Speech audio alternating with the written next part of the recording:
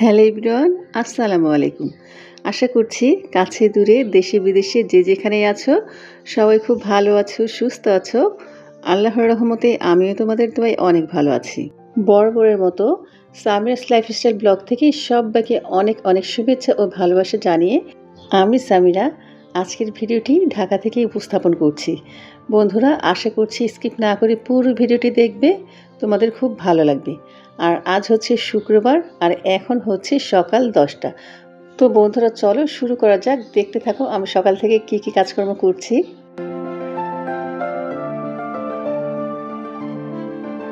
তো শুক্রবার দিন তো দেখা যায় ঘুম থেকে উঠতে একটু দেরি হয়ে যায়।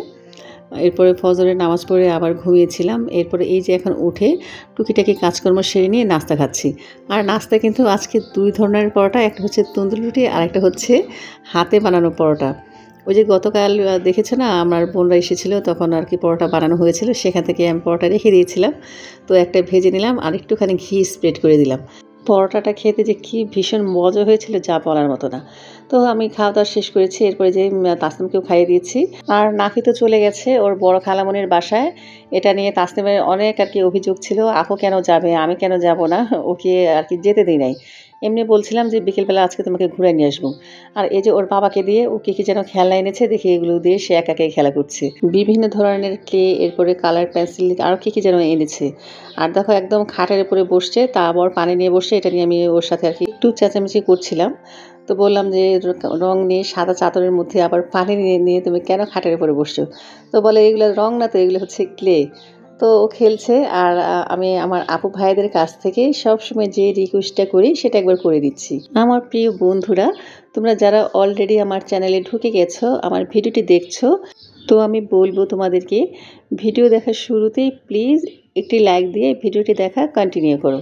বন্ধুরা, তোমাদের একটি লাইকে কিন্তু আমাকে আমার গন্তব্যে পৌঁছাতে সাহায্য করবে, ভিডিওটি শেয়ারের কাজ হয়ে যাবে। আর আমার যেসব বন্ধুরা আজকে আমার চ্যানেলে নতুন যুক্ত হয়েছো, ভিডিওটি দেখছো, আমি বলবো তোমাদের কাছে আমার ভিডিওটির কোনো একটি অংশ যদি ভালো লাগে তাহলে আমার চ্যানেলটিকে সাবস্ক্রাইব করে আমার পাশে থেকে যেও। আর অলরেডি যারা যারা আমার চ্যানেলটিকে সাবস্ক্রাইব করেছো তোমাদেরকে অসংখ্য ধন্যবাদ। সেই সাথে পাশে থাকা ছোট্ট বেল বাটনটি অল অন করে দিও।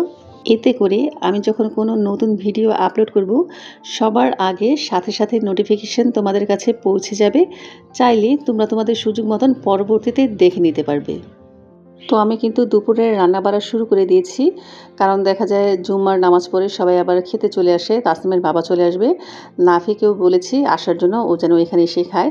তো আমি রান্না বসিয়ে দিয়ে এখন ঘরে এসে বসছি। মানে রান্নাঘরে এত গরম, ইদানিং এত গরম পড়েছে যা বলার মতো না। এই যে দেখো আমার একদম জামা টামা ভিজে একাকার। আর ঘরে এসে এসি ছেড়ে কিছুক্ষণ বসেছিলাম আর আইসক্রিম এনে রেখেছিলাম। তো আমিও খেলাম, তাসনিমকেও দিলাম। এরপর যথারীতি চলে গেলাম আবার রান্নাঘরে। আর চলো তোমাদের দেখাচ্ছি ফাইনালি আমি কী কী রান্না করেছি। প্রথমে কিন্তু দেখতে পেলাম আমি ইলিশ মাছের পাতুরি রান্না করেছি, এরপরে হাঁস ভুনা করেছি আর হচ্ছে খিচুড়ি। মানে বলো আমি কেমন একটা পাবলিক, এই গরমের মধ্যে খিচুড়ি, হাঁসের মাংস, ইলিশ মাছ এগুলো খাচ্ছি। আসলে ভাবলাম কি, যেহেতু মাংস রান্না করতেই হয় আর মুরগি তো খেতে ভালো লাগে না, মুরগি এবার রোস্ট করি, মুরগির এবার রেজালা করি, যাই করি না কেন মুরগি তো মুরগি, তাই না? আর হাঁস তো গরম হোক আর বৃষ্টি হোক ঠান্ডা হোক আমার হাঁসের মাংস সবসময় ভালো লাগে। তো ভাবলাম যেহেতু হাঁসের মাংস রান্না করছি বা ইলিশ মাছ রান্না করছি তাহলে একটু খিচুড়ি রান্না করি। যেইভাবে সেই কাজ রান্না করলাম, রান্না করে খেয়েও নিয়েছি, আলহামদুলিল্লাহ ভালো আছি। কোনো গরম টরম লাগছে না। সত্যি কথা যেটা, গরম তো লাগছেই। তো কোল্ড ড্রিঙ্কস এনে খেয়েছি। আর বিকেলবেলা চলে আসলাম বাচ্চাদের জন্য চিকেন ফ্রাই বানানোর জন্য। আসলে নাফি তাসনিম দুজনেই বলছিল আমি যেন ওদের একটু চিকেন ফ্রাই করে দিই, কারণ তার বাবা তো তাদের জন্য অনেক পরিমাণে আর কি ব্রয়লার মুরগি এনে রাখে। আর দুদিন পর পরে আমাকে বলবে এটা বানাই দাও সেটা বানাই দাও, মানে অনেক ঝামেলা। এবার বলেছি মুরগি শেষ হলে আর আনাবো না, ওর বাবাকে নিষেধ করে দেবো, মানে অনেক প্যারা দেয়। নিজেও বানায় খাবে আবার আমাকে বলে বানাই দেওয়ার জন্য। এমনি গরমের মধ্যে কি এগুলো বানাতে ভালো লাগে? যাই হোক, আমারও ইচ্ছে করছিল যে না, একটু বাসায় করে খাই। বাইরে দেখা যায় এক পিস খেতে গেলেই প্রচুর দাম পড়ে যায়। আর বাসায় তো একটা আস্ত মুরগি আমি আর কি আজকে ফ্রাই করছি, আর কি তৃপ্তি সহকারে মেয়েরা খেতে পারবে। তো যাই হোক, প্রথমে কিন্তু আমি মুরগির মাংসটাকে ম্যারিনেট করে রেখেছিলাম সকালবেলায়, যেটা তোমাদের আমি দেখাতে পারি নাই। এটা আমি ম্যারিনেট করে ফ্রিজে রেখে দিয়েছিলাম। তোমরা যদি জানতে চাও যে আমি কিভাবে ম্যারিনেট করেছি, তাহলে আমাকে কমেন্টে জানিও। অবশ্যই আমি তোমাদের সাথে ভিডিওটা শেয়ার করে দিব। তো চিকেনটাকে আমি কোট করার জন্য প্রথমে ময়দা নিয়েছি, এরপরে কর্নফ্লাওয়ার নিয়েছি। সাথে আমি দিয়ে দিয়েছি একটুখানি মরিচের গুঁড়া, একটুখানি কালো গোলমরিচ গুঁড়া আর স্বাদমতো লবণ। তো এগুলো দিয়েই কিন্তু আমি আর কি চিকেনটাকে কোট করব। আর বন্ধুরা দেখতেই পারছো কিভাবে কোট করছি।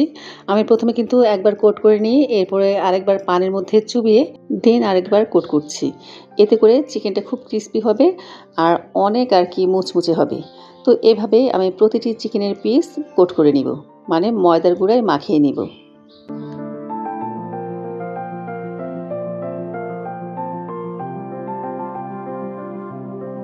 চাইলে কিন্তু শুধু এক কোটেই চিকেনটাকে ভাজা যায়, কোনো সমস্যা হয় না, এতে মুচমুচে ভালোই হয়। তবে বাচ্চারা তো বেশি পরিমাণে মুচমুচে চায়, এই কারণে কিন্তু আমি আর কি ২ বার কোট করছি।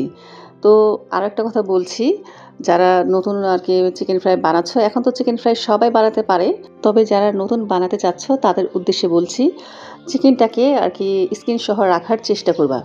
স্কিন সহ রাখলে কি হয় আর কি, চিকেনটা খেতে বেশ ভালো লাগে, অনেক আর কি মুচমুচে হয়। আর এদিকে আমি অর্ধেকটা চিকেন কোট করে নিয়েছি, এখন এগুলো ভাজবো। এরপরে আবার আমি বাকি অর্ধেকটা চিকেন কোট করে নিব, কারণ একসাথে যদি দেখা যায় আমি কোট করে নিই, তাহলে একটা থেকে আর কি পানি ছেড়ে দিতে পারে, মুচমুচে ভাবটা থাকবে না। তো এই কারণেই এখন আমি আগে অর্ধেকটা ভাজবো, এরপরে আবার অর্ধেকটা ভাজবো। তো এদিকে আমি আর কি পরিমাণ মতন তেল দিয়েছি। আর এখন তেলটা গরম হয়েছে কিনা আমি একটুখানি আটা যে ছিল আমার হাতে, সেখান থেকে আটাটা দিয়ে দিলাম। আর এই যে দেখো, দেওয়ার সাথে সাথে কিন্তু মানে নিচে থেকে আটাটা উপরে চলে আসছে, তার মানে বোঝা যাচ্ছে আমার তেলটা ভালো মতন গরম হয়েছে। তবে এখানে কিন্তু একটা কথা মনে রাখতে হবে, অনেক গরম করা যাবে না, আবার অনেক ঠান্ডাও করা যাবে না।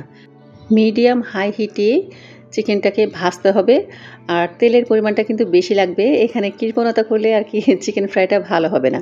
আর এই তেলটা দিয়ে কিন্তু পরবর্তীতে আমি অন্য কোনো ভাজাভুজির কাজ করে নিতে পারবো। চাইলে এটা দিয়ে যে কোনো গরুর মাংস, মুরগির মাংস রান্না করা যায়, তরকারিও রান্না করা যাবে।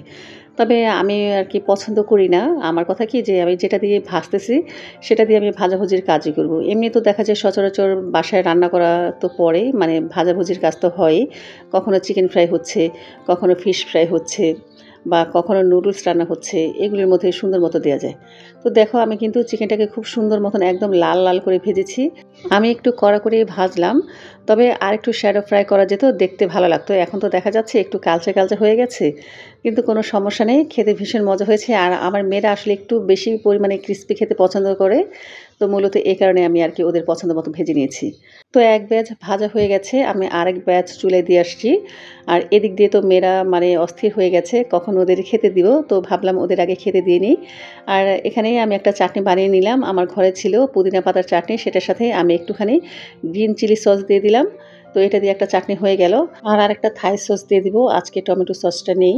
2 বোতল টমেটো সস ছিল, সব ফিনিশ করে ফেলছি, মেয়েরা এত পরিমাণে খায়, খুব পছন্দ করে। তো চিকেনের পিসগুলো সুন্দর মতন সাজিয়ে দিলাম। আর নাফে কিন্তু অলরেডি উপরে থেকে নিয়ে খাওয়া শুরু করছে, মানে তাদের আর ধৈর্য সহ্য হচ্ছে না। আর তাসনিম তো পাশে দাঁড়ায় দাঁড়ায় দেখতেছি কখন দিব।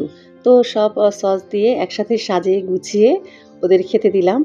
দেখো, একসাথে রাখার পরে কত সুন্দর লাগছে চিকেন ফ্রাইটা।